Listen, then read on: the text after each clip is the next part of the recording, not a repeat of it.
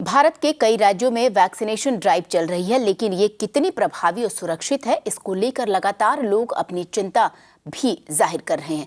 इसी के चलते पिछले 4 दिनों में कई राज्यों में कम लोगों को ही वैक्सीन दी जा सकी है। कोरोना वैक्सीन पर लगातार उठ रहे सवालों पर स्वास्थ्य मंत्रालय की ओर से हेल्थ वर्कर्स को भरोसा दिलाया जा रहा है कि दोनों वैक्सीन पूरी तरह से सुरक्षित हैं और कड़ी टेस्टिंग प्रक्रिया से गुजरने के बाद ही वैक्सीन के इमरजेंसी इस्तेमाल की मंजूरी दी गई है। वहीं हेल्थ वर्कर्स को वैक्सीनेशन ड्राइव में शामिल होने की अपील करते हुए नीति आयोग के सदस्य वीके पॉल ने कहा है कि उन्हें भी कोवैक्सीन लगाई गई है और अब तक उनमें किसी तरह का कोई साइड इफेक्ट्स नहीं दिखा गया है। वैक्सीन मिल गया, बना दिया, देश ने अपने दम पे बनाया, बहुत अच्छे वैक्सीन बनाए, 2 वैक्सीन बनाए और व्यवस्था ने डोर स्टेप पे पहुंचा दिया। और फिर अगर हम नहीं ले रहे हैं तो ये, और पर्टिकुलरली हमारे हेल्थ स्वास्थ्य कर्मी, हमारे डॉक्टर नर्सेस ये डिक्लाइन कर रहे हैं, तो ये दुख की बात है। और मैं विनती करूंगा सरकार की तरफ से कि प्लीज अपनाइए, क्योंकि इस पैंडेमिक ने आगे क्या रूप लेना है ये किसी को मालूम नहीं है। और कोरोना वैक्सीन पर उठ रहे सवालों को लेकर केंद्र सरकार ने हेल्थ वर्कर्स को भरोसा दिलाया है कि वैक्सीन के साइड इफेक्ट्स मामूली हैं।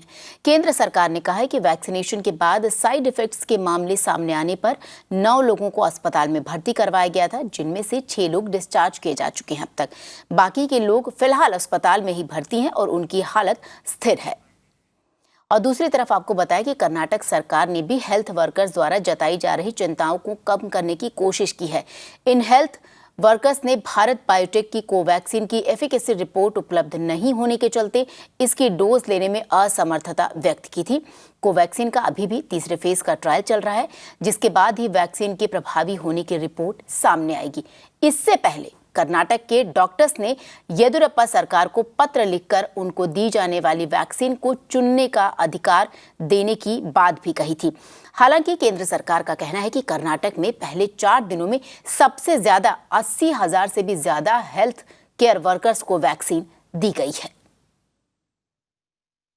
DGCI has already cleared both the vaccines, Covishield and Covaxin. So why to distinguish between the both? Only after the DGCI has understood that this vaccine is very safe. Both the vaccines are very safe and both are potent, both can work. That is why they have given us the clearance. Otherwise they would have given only Covishield. If Covaxin is not good, why they would have cleared? So I humbly appeal to all my citizens, all my doctor friends. Doctors have understood. There are only few people who may have some issues. I think with passage of time, they will all fall in line and they will also accept Covaxin, because I am sure Covaxin is equally useful. और महाराष्ट्र में vaccine drive के दूसरे दिन 48% लोगों को vaccine नहीं दी जा सकी। लोगों को वैक्सीन से जुड़े मैसेज अंतिम समय में मिले। आपको बता दें कि पहले दिन राज्य में 285 वैक्सीन सेंटर के मुकाबले केवल 247 सेंटर पर लोगों को वैक्सीन लगाई गई। सरकार का कहना है कि जो कोविन ऐप है उसमें दिक्कत और लोगों में वैक्सीन को लेकर डर की वजह से दूसरे दिन सिर्फ 52% लोगों को ही वैक्सीन दी गई, जो वैक्सीनेशन ड्राइव के पहले दिन के मुकाबले कम है। और चलिए, इस पर ज्यादा जानकारी देने के लिए हमारी सहयोगी दिशा इस वक्त हमारे साथ जुड़े। जी दिशा, महाराष्ट्र में जो लोग हैं वो अब वैक्सीन यानी जो कोरोना का टीकाकरण है उसे लेने के लिए कम संख्या देखी गई है। इस पर और क्या अपडेट है आपके पास? जी बिल्कुल, आज जो है तीसरा राउंड है वैक्सीनेशन ड्राइव का, ना कि मुंबई में, पूरे महाराष्ट्र के स्टेट में। हम यहाँ पे एक वैक्सीनेशन सेंटर में है, KEM अस्पताल जो मुंबई के शहर में है। और आप जो देख रहे हैं ये रजिस्ट्रेशन काउंटर है, और आप जो खाली आधी से ज़्यादा खाली कुर्सियाँ देख रहे हैं वो नंबर्स बता रहे हैं कि ऐसा सेम जो है सिचुएशन पिछले 2 वैक्सीनेशन राउंड्स में ऑलरेडी हो चुका है। श्वेता, पहले दिन सिर्फ 65% लोग वैक्सीनेशन के लिए आए, दूसरे दिन जो कि कल था सिर्फ 52%। और आज भी हम देख रहे हैं बहुत स्लो स्टार्ट हो रहा है काफ़ी सेंटर्स में। हम यहाँ पे एक दो लोगों से यहाँ पे बात करना चाह रहे हैं, क्योंकि गवर्नमेंट के हिसाब से कोविन ऐप में काफ़ी ग्लिचेस के कारण बेनिफिशरीज को काफ़ी लेट मैसेजेस पहुँच रहे हैं, वो एक वजह है। और दूसरी एप्रीहेंशन काफ़ी है लोगों में, डर वैक्सीन को लेके कि दोनों वैक्सीन जो कोवैक्सीन है या कोविशील्ड है, कुछ साइड इफेक्ट होगा या नहीं, इसके वजह से। पर हम यहाँ पे कुछ लोगों से बात करें। थैंक यू सो मच हमारे चैनल पे बात करने के लिए। मैम, आपको जब आज बोला गया यहाँ पे आने के लिए, तो आपको ऐप में SMS आया कि सीधा उन लोग ने फ़ोन करके आपको बताया कि आपको आना? Our hospital registered our names, so our hospital has told us and that we are registered and you can go and get the vaccination done. Yeah. For you, did you get an SMS? No, we are from the same hospital. Our hospital is organizing every staff has been put up the name in the system. So with sequencing, the number has been called. So our number is from today. So since it's a big numbers, so the employees are coming on turn wise. So our human resources team are coordinating everything. We are from Wadia Hospital. We'll try and get one more. Ma'am, आप जब आपको आज बोला गया था यहाँ पे आने के लिए, तो आपको आपके ऐप में SMS आया था कि they directly called you and Directly called us. They directly called us. App में आपको कोई SMS नहीं आया? नहीं, SMS नहीं आया था ऐप में. So they directly called us to the department and then everybody's name who was in the vaccination list were called for receiving the vaccination. So we had registered long back through our hospital, and then the list had come to us that all these people, about a week back we had got a list that these people will be vaccinated, and every day they'll give us set number of people that they will be getting vaccinated. So we get one night prior that whether today is our day or no. So we got our names yesterday night, so today we have come here.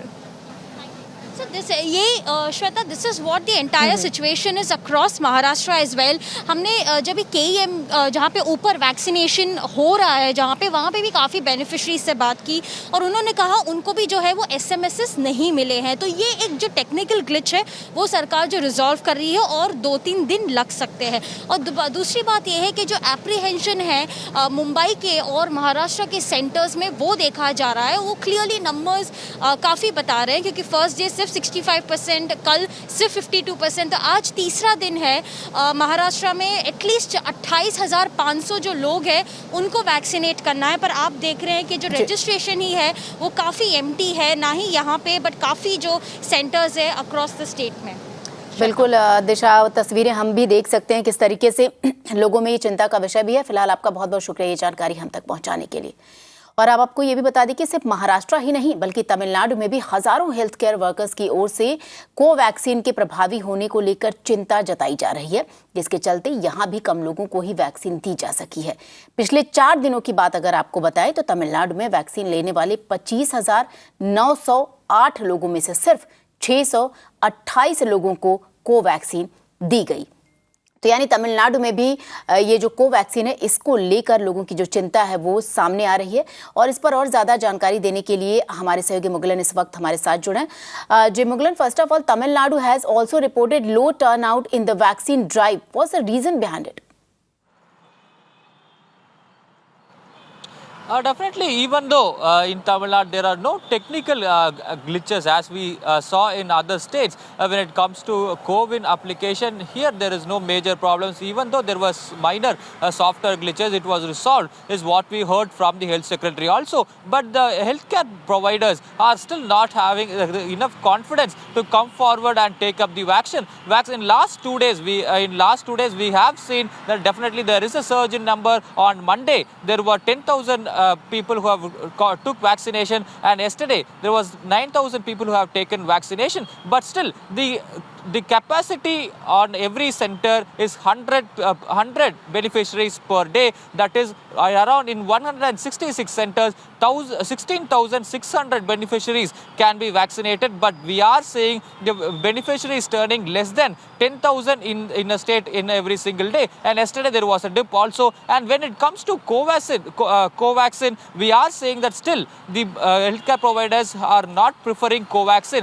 In Tamil Nadu, the Covaxin is offered delivered in 6 centers in Tamil Nadu. So in these 6 centers, we are seeing the turn up of the healthcare beneficiaries less than 50 at several centers. Yesterday, there were only 140 preferred to take the Covaxin. On the other hand, we have seen the beneficiaries preferring Covishield instead of Covaxin. So the the Government Doctors Association here in Tamil Nadu feels as the phase 3 reports are not out, the doctors are not feeling confident to come up and take up the vaccine. Even the health ministry, the health department, even the health secretary here in the state are making repeated appeals to the healthcare providers to come forward and take up the vaccine, and they are saying that the vaccines are completely safe. But the Doctors Association question, yes, the vaccines are completely safe. The efficacy is being questioned here, and that is why the doctors are not having enough courage to come forward and take up the vaccine. Right. And the health department here in Tamil Nadu strongly believes that the numbers will go up in the coming days as many people are coming forward. We have seen the health secretary himself taking up the vaccine, and the health minister, Tamil Nadu health minister Vijay Bhaskar, is expected to take up the Covaxin vaccine on Friday. So the health department feels as the health professionals and others are coming forward to take vaccine, the other healthcare providers also will come forward, is what we getting to hear from the health department in Tamil Nadu. जी मुगलन, आपका बहुत बहुत शुक्रिया ये जानकारी हम तक पहुंचाने के लिए। और दर्शकों को बताते हैं कि तमिलनाडु की बात हो, महाराष्ट्र की बात हो, सिर्फ ये 2 राज्य नहीं है या कुछ राज्य नहीं है, बल्कि कर्नाटक की बात करें तो वहां पे भी जो हेल्थ वर्कर्स हैं हमारे, उन्होंने इसको लेकर यानी कोवैक्सीन को लेकर चिंता व्यक्त की है। कर्नाटक में भी पहले अगर बात करें तो ज़्यादा फीसदी में लोग आए थे कोवैक्सीन, ये जो कोरोना की वैक्सीन है उसे लेने के लिए, लेकिन फिलहाल ये आंकड़ा कम क्यों है और क्यों लोग जो अगर हेल्थ वर्कर्स की बात करें तो उनकी क्या चिंता है, इसको और ज़्यादा अपडेट देने के लिए हमारी सहयोगी नेहा हेबाले इस वक्त हमारे साथ बेंगलुरु से जुड़ रही हैं। जो नेहा, अगर कर्नाटक राज्य की बात करें तो यहाँ पे भी जो हमारे हेल्थ वर्कर्स हैं उन्होंने भारत बायोटेक की जो कोवैक्सीन है उसे लेकर चिंता व्यक्त की है।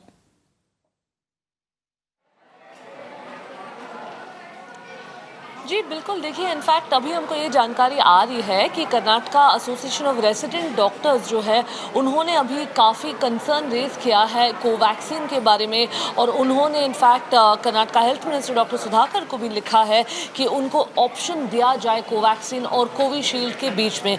लेकिन इसका रिस्पॉन्स अभी गवर्नमेंट का ये हुआ है, और डॉक्टर सुधाकर जो कि हेल्थ मिनिस्टर है उन्होंने ये रिस्पॉन्स दिया है कि उनको भी अभी ऑप्शन नहीं है कोवैक्सीन और कोविशील्ड के बीच में, क्योंकि गवर्नमेंट यानी कि यूनियन गवर्नमेंट ने दोनों वैक्सीन्स को ही अप्रूव किया है, और इसी कारण उन्होंने अपील भी किया है कि सारे हेल्थ केयर वर्कर्स जो है आगे आके इनफैक्ट जो वैक्सीन दिया जाएगा वो लिया जाए। लेकिन हम आपको ये भी बता दें, जैसे कि यूनियन गवर्नमेंट ने ये भी बोला है कि अभी 4 दिन में डे 1 to डे 4 में कर्नाटक में हाईएस्ट नंबर ऑफ वैक्सीनेशन दिए गए हैं हेल्थ केयर वर्कर्स को, मोर देन 80,000। यहाँ पे अभी हम हैं इनफैक्ट ये जो है जयनगर जनरल हॉस्पिटल जहां हम हैं, जो कि one of the biggest Covid vaccination centres है।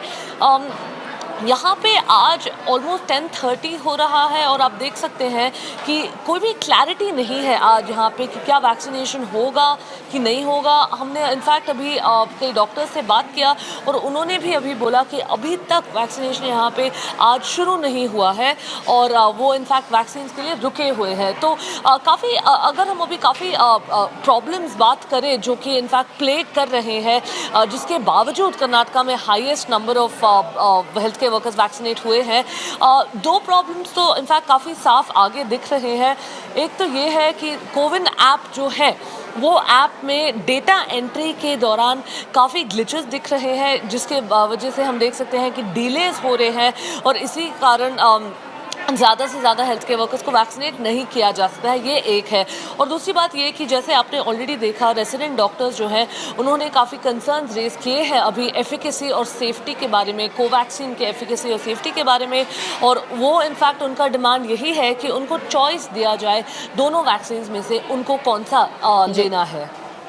जी बिल्कुल नेहा, आपका बहुत बहुत शुक्रिया ये जानकारी हम तक पहुंचाने के लिए। तो कर्नाटक राज्य की बात बता रही थी हमारी सहयोगी नेहा हेबाले कि किस तरीके से वहां भी जो हेल्थ वर्कर्स है, स्वास्थ्य कर्मी हैं, वो भारत बायोटेक की कोवैक्सीन को लेकर अपनी चिंता व्यक्त की। और अब आपको आगे बता दें कि जो भारत ने आज से 6 देशों में वैक्सीन को एक्सपोर्ट करना शुरू कर दिया है। भारत कोरोना वैक्सीन को भूटान, मालदीव, बांग्लादेश, म्यांमार, सेशल्स और नेपाल को एक्सपोर्ट करेगा। इसके साथ ही विदेश मंत्रालय की ओर से जारी बयान में कहा गया है कि वैक्सीन सप्लाई के लिए श्रीलंका, मॉरिशस और अफगानिस्तान से रेगुलेटरी क्लियरेंस मिलने का इंतजार किया जा रहा है। वहीं आपको ये बता दें कि पीएम मोदी ने ट्वीट करते हुए लिखा है कि भारत को वैश्विक समुदाय की स्वास्थ्य संबंधी जरूरतों को पूरा करने के लिए लंबे समय तक भरोसेमंद साझेदार के रूप में सम्मानित किया जाता है।